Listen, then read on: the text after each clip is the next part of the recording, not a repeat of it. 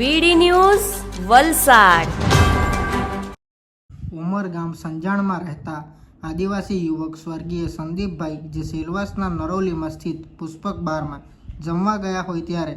બારના વેટર દ્વારા તેમની હત્યા કરી દેવામાં આવી હોવા છતાં તેમના વિરુદ્ધ કોઈ કાર્યવાહી થઈ ન હોવાના કારણે આદિવાસી મસીહા અનંત પટેલ, કલ્પેશ પટેલ તથા અન્ય આગેવાનો યુવકના ઘરે પહોંચી ન્યાય અપાવવાની જવાબદારી લીધી। ઓકે, એ આદિવાસી જે યુવાનનું જે હત્યા થઈ છે દાદરાનગર હવેલીમાં, આજે આપણે મળ્યા પરિવાર સાથે, શું વાત થઈ અને શું માંગ છે? સ્વર્ગીય સંદીપ જે ઉમરગામના સંજાણનો નિવાસી હતા, એ બારમાં જ્યારે જમવા માટે હોટલમાં ગયા ત્યારે એને મારી નાખવામાં આવ્યો બારના વેટર દ્વારા, અને જ્યારે એનું ખૂન થઈ ગયું ત્યારબાદ જે એફઆઈઆર કરવામાં આવી દાદરાનગર હવેલીમાં, એમાં ત્યાંના માલિકોનું નામ ન હતું। એટ્રોસિટી એક્ટ મુજબ જે ફરિયાદ દાખલ થવી જોઈએ દાખલ થઈ ન હતી, અને પરિવારજનો જેમની 2 દીકરી છે નાની, અને ઘરમાં એક જ જણ કમાનાર હતો, ત્યારે એમને 50 લાખ જેટલું વળતર માટેની માંગણી પણ પરિવારજનોની સાથે અને આગેવાનોની સાથે, આદિવાસી સમાજની સાથે ચર્ચા કરીને મૂકી છે। અમે કલેક્ટર શ્રી દાદરાનગર હવેલી સાથે વાત કરી છે કે જો અમારી 4 માંગો જો નહીં પૂરી કરવામાં આવે તો આવનારા દિવસમાં અમે દાદરાનગર હવેલી જવાના તમામ રસ્તા બ્લોક કરી દેશું, અને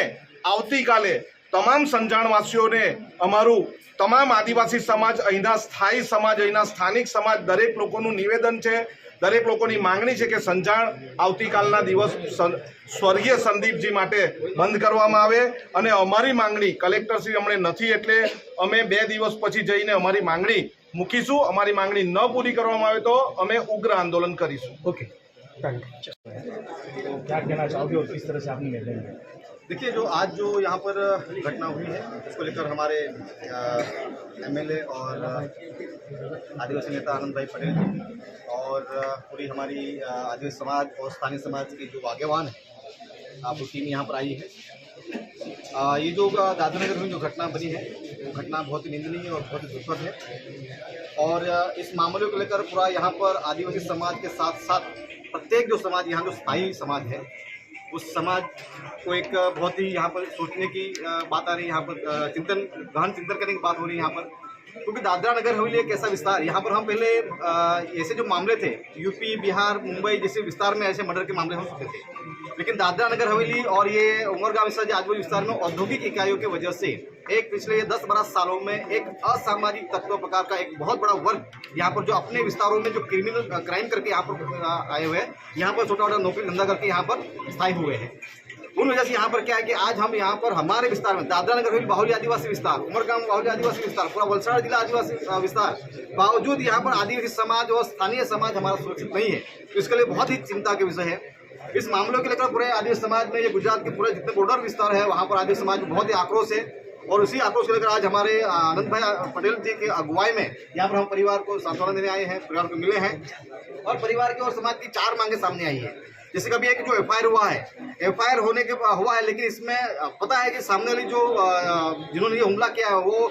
बिन आदिवासी समाज है, रजपूत समाज का बार है, तो उनके ऊपर अभी तक एट्रोसिटी लॉन्च नहीं हुआ है। हम ये चाहते हैं कि उनके ऊपर एट्रोसिटी लॉन्च हो। दूसरी बात, एफआईआर हुआ है, लेकिन एफआईआर से जो हमला किया है वो लोगों के ऊपर एफआईआर हुआ है। हम ये कह रहे हैं कि जो मालिक है, और ये ऐसी इस बार में कई बार ऐसी घटनाएं हुई, ऐसा भी हमारे पास रिपोर्ट है, तो बार के मालिक के ऊपर एफआईआर दर्ज हो।